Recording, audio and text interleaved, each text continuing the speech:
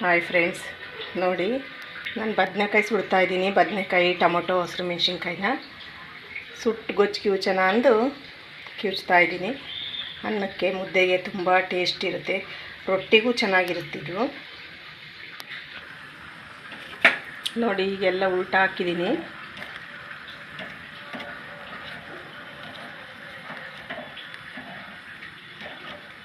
ನೋಡ್ಕೊಂಡು ತಿರುಗಿಸ್ತಾ ಹೋಗ್ಬೇಕು, ಊಟ ಸೀದಾ ಮಾಡ್ತಾ ಇರಬೇಕು, ಇಲ್ಲಾಂದರೆ ಸೀದೋಗ್ಬಿಡ್ತವೆ.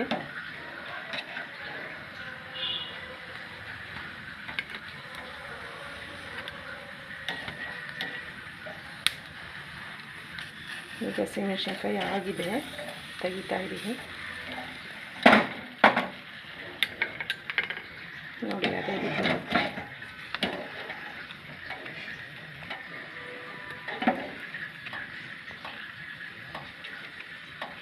ಹೀಗೆ ಸುಡಬೇಕಿದು. ಸುಟ್ಟು ಗೊಜ್ಜು ತುಂಬ ಟೇಸ್ಟಿಯಾಗಿರುತ್ತೆ ಫ್ರೆಂಡ್ಸ್. ಇದು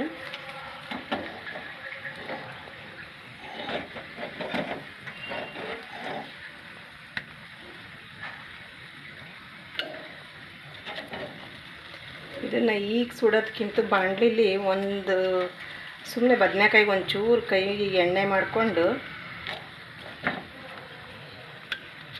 ಹಾಕಿ ಒಂದು ಬಾಯಿ ಮುಚ್ಚಿಬಿಟ್ರೆ ಫ್ರೆಂಡ್ಸ್ ತುಂಬ ಚೆನ್ನಾಗಿ ಬೇಯ್ತವೆ. ಒಳಗಡೆನೇ ಸುಟ್ಟು ಹೋಗ್ತವೆ, ಉರಿತವೆ. ಕಡಲೆಕಾಯಿ ಹುರಿದಂಗೆ ಚೆನ್ನಾಗಿ ಮೆತ್ತಗಾಗ್ತವೆ ಒಳಗಡೆನಿಂದ. ನೋಡಿ ಈಗ ಆಗಿದೆ. ಇದು ಆಫ್ ಮಾಡ್ತಿದ್ದೀನಿ ಸ್ಟವ್ನ.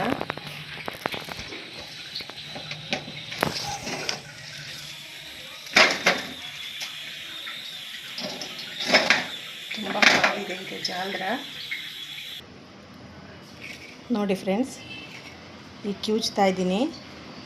ಬಜ್ಜಿ ಮಾಡೋಣ ಅಂತ ಸುಟ್ಟಿದ್ನಲ್ವ ಬದನೆಕಾಯಿ, ನೋಡಿ ಇದೆ ಎಷ್ಟು ಕಪ್ಪಾಗಿದೆ ನೋಡಿ ಬದನೆಕಾಯಿ. ಹಿಂಗೆ ಸುಟ್ಟರೆ ನೀಟಾಗಿ ಸುಡುತ್ತೆ, ಒಳಗಡೆ ಎಲ್ಲ ಬೆಂದಿರುತ್ತೆ. ಉಪ್ಪು ರುಚಿಗೆ ತಕ್ಕಷ್ಟು. ಸುಟ್ಟಿರೋ ಬದನೆಕಾಯಿ ಚಿಕ್ಕ ಚಿಕ್ಕದು 3 ಬದನೆಕಾಯಿ, 2 ಹಸಿಮೆಣಸಿನ್ಕಾಯಿ, 5 ಬೆಳ್ಳುಳ್ಳಿ, ಸ್ವಲ್ಪ ಕೊತ್ತಂಬರಿ ಸೊಪ್ಪು, ಸ್ವಲ್ಪ ಈರುಳ್ಳಿ, 1 ಟೊಮೊಟೊ, ಇಷ್ಟನ್ನು ಕಿವುಚಬೇಕು ಫ್ರೆಂಡ್ಸ್.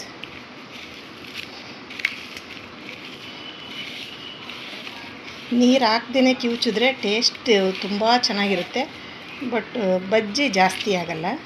ನೀರು ಹಾಕ್ಕೊಂಡ್ರೆ ನಮಗೆ ಸ್ವಲ್ಪ ಅನ್ನಕ್ಕೆ, ಮುದ್ದೆಗೆ, ರೊಟ್ಟಿ, ಚಪಾತಿ ತಿನ್ನೋಕ್ಕೆಲ್ಲ ಚೆನ್ನಾಗಿ ಬರುತ್ತೆ.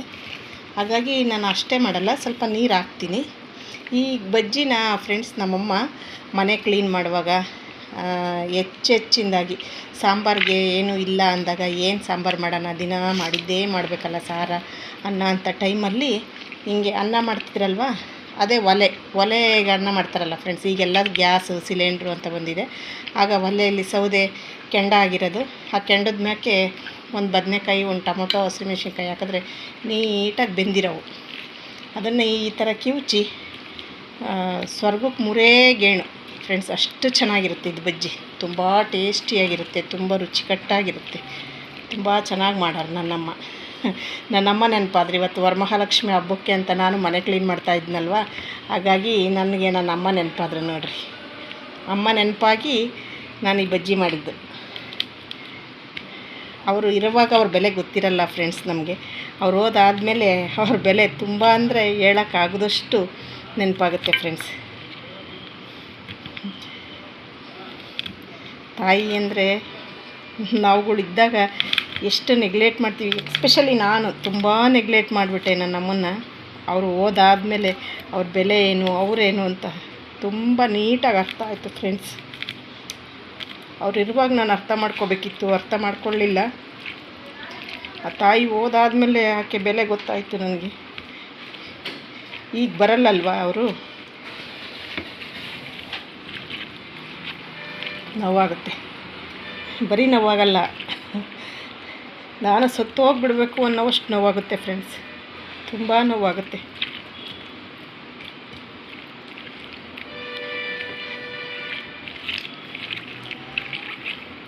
ಫ್ರೆಂಡ್ಸ್ ಬೇಜಾರು ಮಾಡ್ಕೋಬೇಡ್ರಿ. ನನ್ನ ಅಮ್ಮನ ನೆನಪು ಮಾಡ್ಕೊಂಡಾಗೆಲ್ಲ ನನಗೆ ಹೀಗೆ ಆಗುತ್ತೆ. ಈ ಬಜ್ಜಿಗೆ ಸ್ವಲ್ಪ ನೀರು ಹಾಕ್ಕೊಂಡು ಮಿಕ್ಸ್ ಮಾಡ್ಕೊಳ್ತೀನಿ ನಾನು. ನೀರು ಹಾಕ್ಕೊಂಡು ಮಿಕ್ಸ್ ಮಾಡ್ಕೊಂಡು ಕಲಿಸ್ತೀನಿ. ನೋಡಿ ಫ್ರೆಂಡ್ಸ್, ನೀರಾಗಿ ಕಲಸಿದ್ದೀನಿ, ಈ ಥರ ಆಗಿದೆ. ಎಷ್ಟು ರುಚಿ ಇರುತ್ತೆ ಫ್ರೆಂಡ್ಸ್ ಇದು. ಬಿಸಿ ಅನ್ನಕ್ಕೆ, ಬಿಸಿ ಮುದ್ದೆಗೆ, ಬಿಸಿ ರೊಟ್ಟಿಗೆ, ಬಿಸಿ ಚಪಾತಿಗೆ ತುಂಬ ಚೆನ್ನಾಗಿರುತ್ತೆ, ತುಂಬ ರುಚಿಯಾಗಿರುತ್ತೆ ಫ್ರೆಂಡ್ಸ್ ಇದು. ನೋಡಿ ಫ್ರೆಂಡ್ಸ್, ಈಗ ಬಜ್ಜಿಗೆ ಸ್ವಲ್ಪ ಅನ್ನ ಬಡಿಸ್ಕೊಳ್ತೀನಿ. ಅನ್ನ, ಬದನೆಕಾಯಿ ಸೊಪ್ಪು ಬಜ್ಜಿ. ಫ್ರೆಂಡ್ಸ್ ಬನ್ನಿ ಊಟ ಮಾಡೋಣ. ತುಂಬ ಟೇಸ್ಟಿಯಾಗಿರುತ್ತೆ, ತುಂಬ ರುಚಿಕರವಾಗಿರುತ್ತೆ ಬಜ್ಜಿ. ಬಿಸಿ ಬಿಸಿ ಅನ್ನಕ್ಕೆ ಸುಟ್ಟು ಬದನೆಕಾಯಿ ಬಜ್ಜಿ. ಫ್ರೆಂಡ್ಸ್, ಈ ಸುಟ್ಟು ಬದನೆಕಾಯಿ ಬಜ್ಜಿ ನಿಮಗಿಷ್ಟ ಆಗಿದರೆ ಲೈಕ್ ಮಾಡಿ, ಸಬ್ಸ್ಕ್ರೈಬ್ ಮಾಡಿ.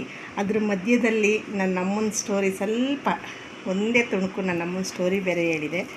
ಇದಷ್ಟು ನಿಮಗಿಷ್ಟ ಆದರೆ ಫ್ರೆಂಡ್ಸ್ ಲೈಕ್ ಮಾಡಿ, ಶೇರ್ ಮಾಡಿ, ಸಬ್ಸ್ಕ್ರೈಬ್ ಮಾಡಿ ಫ್ರೆಂಡ್ಸ್.